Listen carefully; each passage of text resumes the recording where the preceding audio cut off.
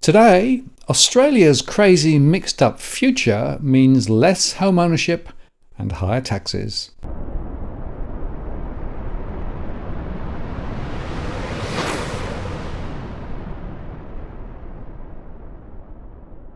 Hello again, it's Martin North from Digital Finance Analytics, one day's posts covering finance and property news. Well, the Australian government this week released the latest Intergenerational Report, the sixth since the first was published in 2002. It's an intensely political document of nearly 300 pages. And it starts off by saying that powerful forces will continue to shape Australia's economy over the coming decades, including population ageing, expanded use of digital and data technology, climate change and the net zero transformation, rising demand for care and support services, and increased geopolitical risk and fragmentation. These forces, they say, will continue to influence the future path and structure of our economy and change how Australians live, work, and engage with the world. In fact, the Australia of 2060 or thereabout will be very different from the one we know today. It'll be older, with slower economic growth, a big care economy, and an export sector that is radically transformed due to the imperatives of climate change. But the finances will be under pressure, and migration will still be a critical element, and housing will continue to be, well, a disaster. Slower economic growth will place pressure on the tax base at a time of rising costs, creating a long-term fiscal challenge. And despite recent improvements in Australia's fiscal position, debt to GDP remains high by historical standards. Long-term spending pressure will also be rising across health, aged care, the National Disability Insurance, defence, and, very importantly, interest on government debt. The economy will be about 2.5 times as big, and real incomes are expected to be 50% higher by 2062-63. On the downside, though, economic growth will be slow, growing at an average pace of 2.2% over the coming 4 decades, from an average of 3.1% over the previous 4 decades. And population will also increase, but more slowly than previously, by an average of just 1.1% annually. The report projects 40.5 million people by early 2060s. Migration is in fact projected to fall a bit as a share of the population. And while the number of people at 65 and over will be double what it is now, Australia is still expected to have a younger population than most advanced countries because of the migration. With an ageing population, the rate of participation in the workforce is expected to fall gradually from 66.6% in 22-23 to 63.8%, and the average hours worked will also fall slightly from about 32 to about 31 hours a week, and the gender pay gap would continue to narrow. But here is the point.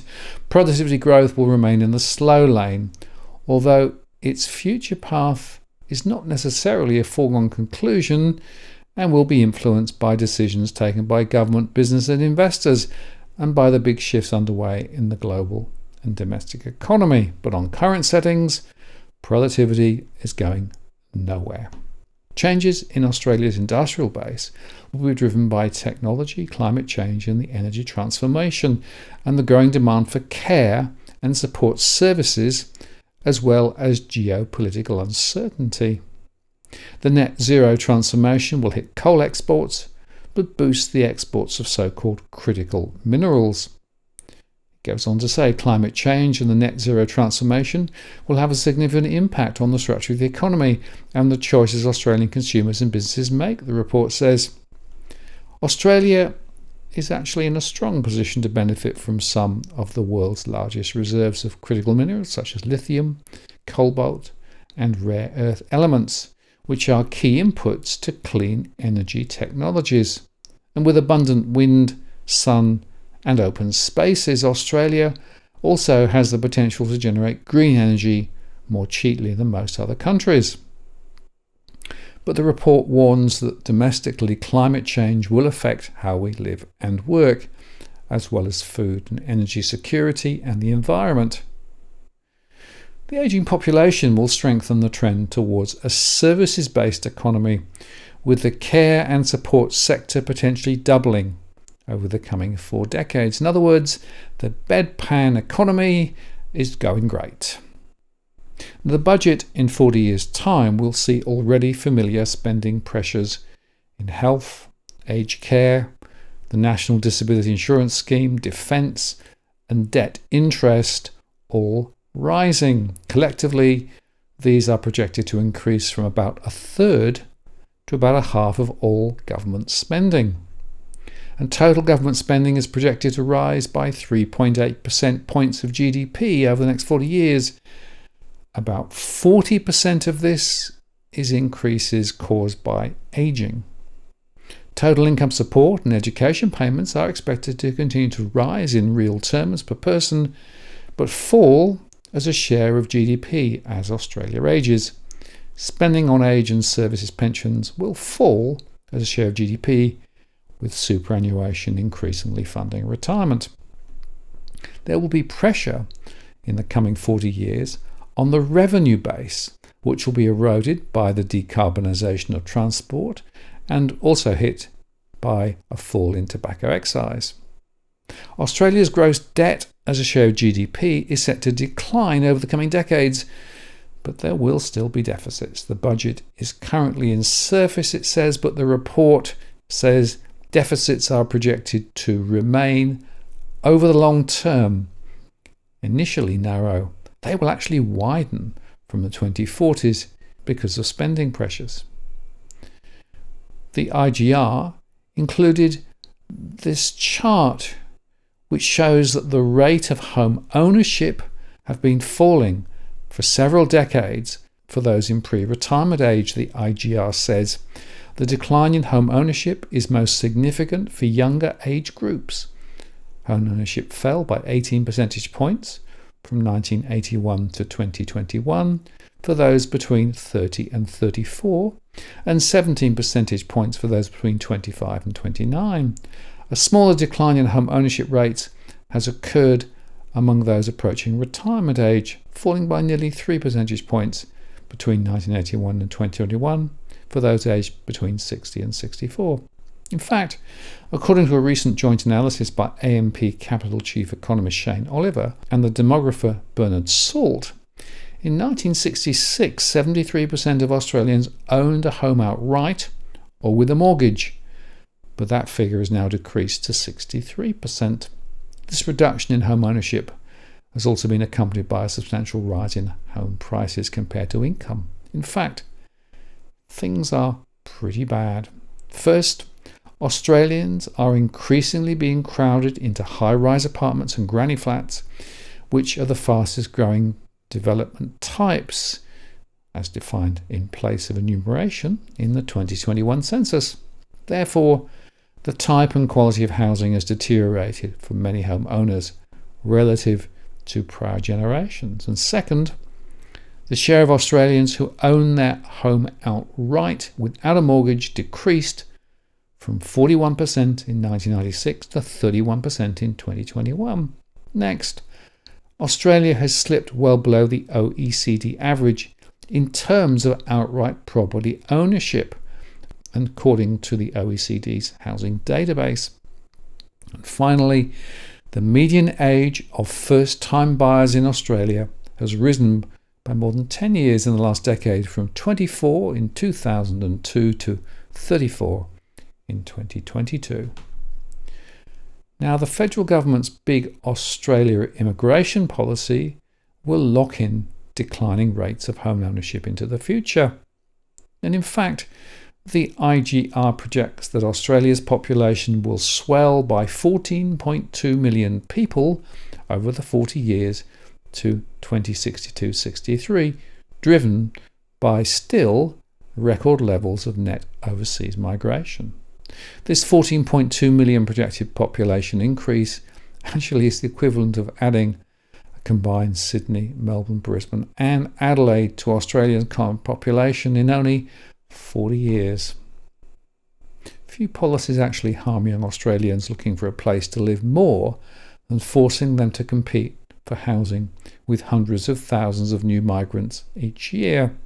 And future Australians face a crowded future, renting high-rise shoebox apartments owned by private landlords and, of course, increasingly more and more corporations who are milking the system. And talking of pessimism, let's talk about the cost of aged care spending, because spending on aged care is set to grow more than any other type of spending, albeit from a low base. The Intergenerational Report has it doubling from 1.1% of GDP to 2.5% in 2036. The projection could well be an underestimate, by the way, because governments are yet to fully respond to demands for greater quality of care set out in the report of the Royal Commission into Aged Care Quality and Safety. And there's a broader set of pessimism coming through about living standards. When it comes to resources to meet the needs we need to meet, the Nobel Prize-winning economist Paul Krugman famously noted in 1994 that productivity wasn't everything, but in the long run it was almost everything. Productivity growth and assumptions about future productivity growth have continued to decline with almost every intergenerational report. The assumption is for long-term productivity growth in the report at 1.2%, which is down from 1.75% in the 2022 Intergenerational Report. The difference this makes is enormous. The 2022 Intergenerational Report had living standards, that's GDP per person, climbing 90% in 40 years. But the latest Intergenerational Report has it climbing only 57% in the next 40 years.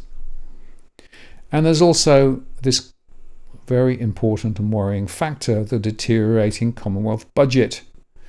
While slower ageing means the report predicts the government's future budget deficits will be lower than those projected in all the previous reports bar one, the budget is still expected to be in a deepening deficit for much of the next 40 years.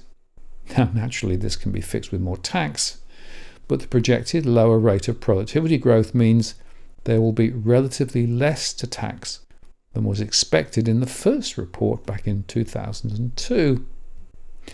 Now, launching the report at the National Press Club, Chalmers said the government's immediate obligation was to do what it could to ease cost of living pressure without adding to inflation. But Treasurer Jim Chalmers was actually silent on raising more tax. But as sure as eggs are eggs, it's coming. The critics out there who say we need to wait before engaging with our long-term prospects just don't seem to get it, he said. There will never be a quiet time to think about the future. There will always be competing pressures and urgent calls on our attention. The best leaders can focus on more than one thing, more than one horizon, more than one set of opportunities. And by the way, answering questions, Chalmers acknowledged the uncertainty in their long-term projections. There's always an element of uncertainty. There will always be things like global financial crises and pandemics that will knock a country off course and make us think about the starting point differently and therefore the end destination differently as well. So none of it is preordained. Well, exactly. The better policy decisions that could be made could reshape the future. But the current mob are on the same old track, to the benefit of corporations and the well-off, but not for ordinary Australians who are trapped in this crazy policy vacuum. So the future is higher taxes, high population growth, failing housing, and a worse time for many people. Remember, more and more of our economy will be going to support those who are older. Relatively, there will be a drop in the working population, and net, those who are younger are going to be worse off than the younger from a generation or two back.